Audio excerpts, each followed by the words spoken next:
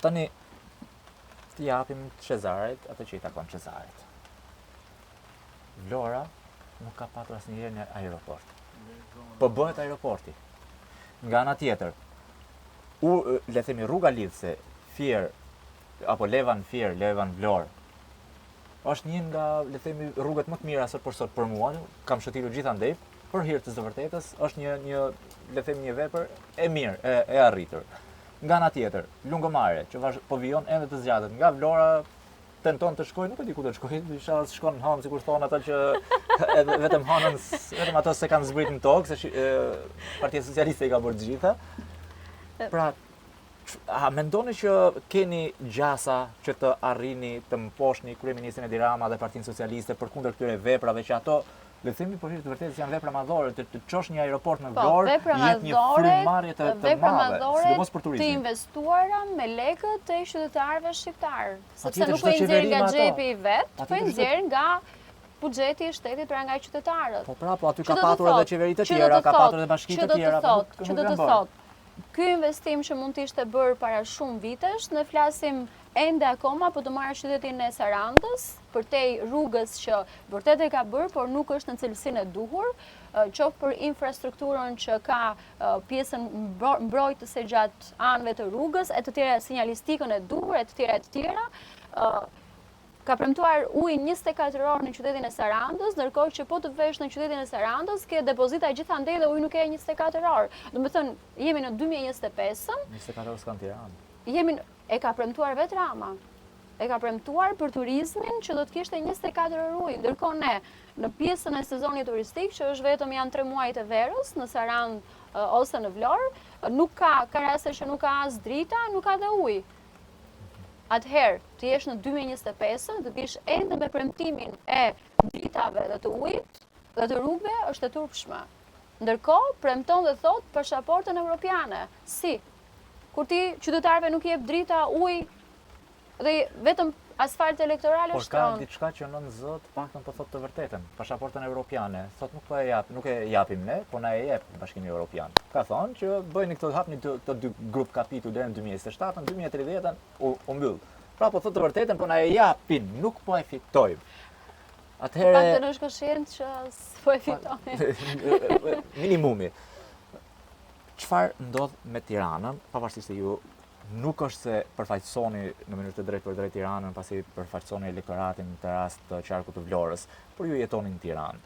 Të paktën në këto kohë, a mendoni që në 9 vite dhe realisht janë 9 vite kaos për pjesën e trafikut.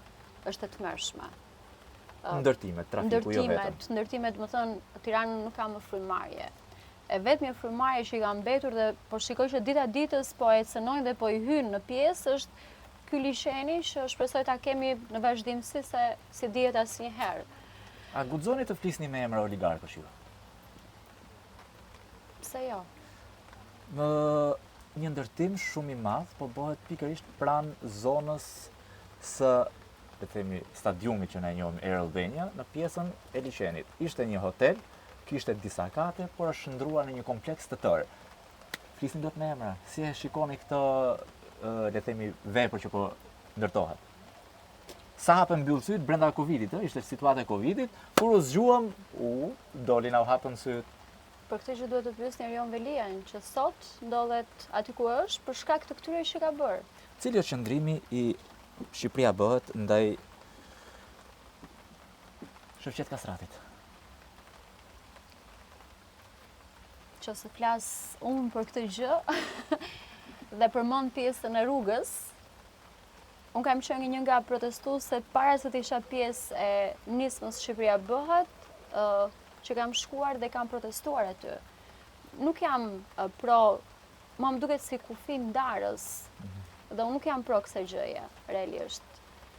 Jam pro kur ka një rrugë tjetër, jo kur jepet mundësia një rrugë tjetër dytësore, që investohet nga qeveria, por që kjo rruga që është ndërtuar, ne dim që është ndërtuar nga taksat tona, nga qeveria, kështu që se do të ishte ndërtuar pikërisht kjo rrugë nga Shevqet Kastrati, nga privati, atëherë do të ishte plotësisht e drejtë për të vendosur traumë me pagesë. Por në momentin që rruga është ndërtuar me taksat e shqiptarëve, mendoj se nuk shkon ai tra aty.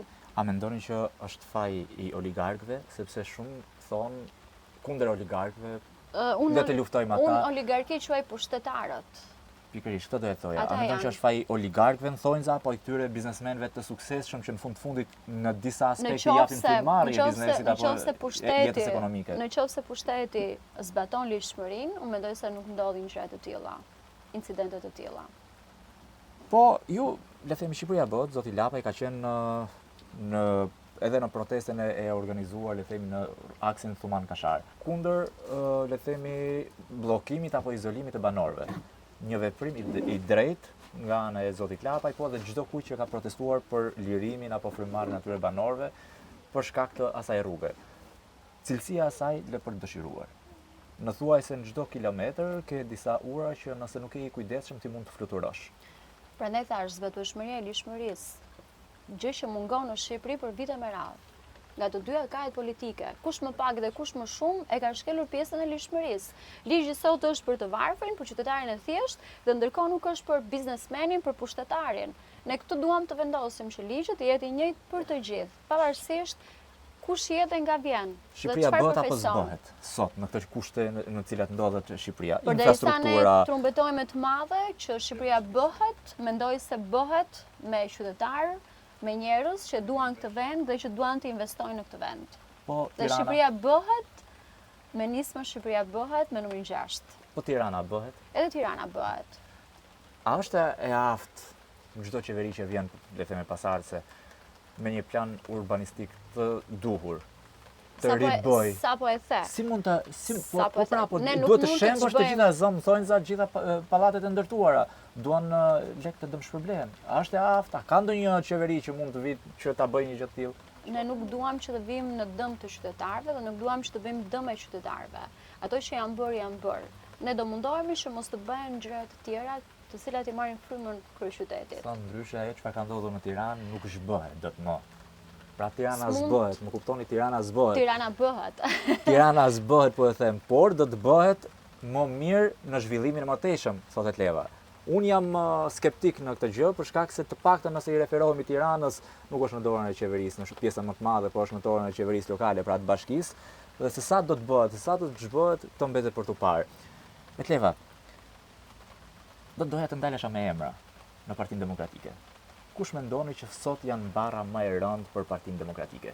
Sepse për hir të së vërtetës ju keni qenë një aktiviste e zëshme, e zellshme në Partinë Demokratike, por që pikërisht ndoshta edhe për shkak të emrave apo për shkak të atyre strukturave dhe gabimeve që janë bërë në këtë forcë politike, ju detyruat të mënjanoheshit, të largoheshit nga Partia Demokratike dhe të prisnit që dilte një lëvizje nga zoti Lapaj, që më pas t'i bashkoheshit dhe duke u larguar përfundimisht nga kjo forcë, pra nga Partia Demokratike. A ka persona që janë një barë e rëndësër për Partinë Demokratike?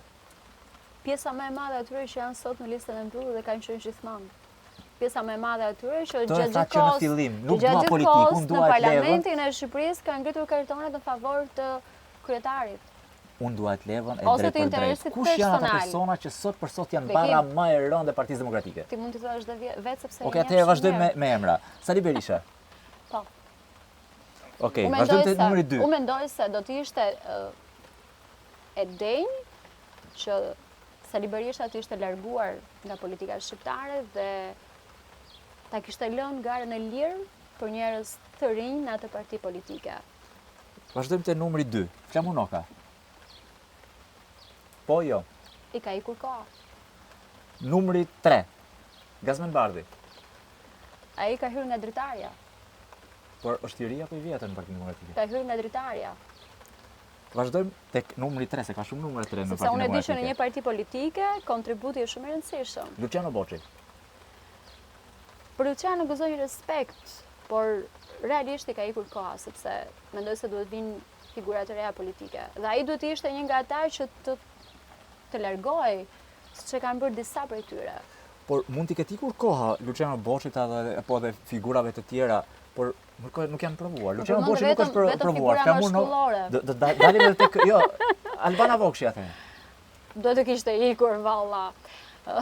Unë nuk kam parë në asnjë parti politike që kryetarja e lidhjes së gruas ta kishte si fron perandoritë të saj për vite me radhë atë pozicion. Pse ndodh kjo? Unë nuk e di, domethënë, Ju keni qenë në qoftë se ajo pjesë nuk e do të saj. ishte pjesë e politikës, nuk e di se çfarë do të ishte në jetën e përditshme, si një njeri normal. Çfarë profesioni ka?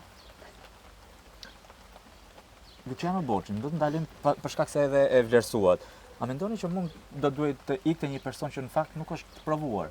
Është një person intelektual, por nuk është provuar, nuk ka qenë asnjëherë në një, le të themi, në formë të drejtë për drejtë që Ka qenë në parlamentin e Shqipërisë, ka qenë në disa mandate, që do të thotë ka qenë në komisione, ka qenë në komisione të ndryshme, ka qenë ndërmjetëzshmit.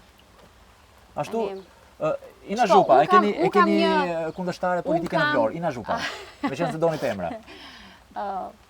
Edhe Ina nuk është me kontribute në Partinë Demokratike. Erdhi u bë direkte deputet, të themi të vërtetën tani. E njohim shumë mirë historinë e Partisë Demokratike. Por tani nëse do të largojmë gjithë këto që janë, le të themi, bërthama e Partisë Demokratike, pse them bërthama? Ina Zhupa Unë është Ina një Zhupa nga nuk e kam personat. dëgjuar asnjëherë të flasë për ndarjen territoriale të qytetit të Delvinës, Sarandës, për problematikat e tyre, për premtimin që Rama bëri për ujë 24 orë, për pjesën e shkollës, pra zyrës arsimore që është mbyllur në qytetin e Delvinës, për spitarin që ka problematika, nuk e kam parë asnjëherë ta dëgjoj në kuvendin e Shqipërisë të ngrej problematika konkrete të qytetarëve që ajo përfaqëson në atë mandat. Por, për hir të vërtetës duhet thonë nga ana tjetër, politikisht është personi që është më i vlerësuar për sa i përket aktivizimit në politikë. Deputetja më e zëshme. Është Nga opozita dhe është majoranca. personi që si shumë të tjerë futet në listën e mbyllur dhe ka komoditetin e marrjes së mandatit.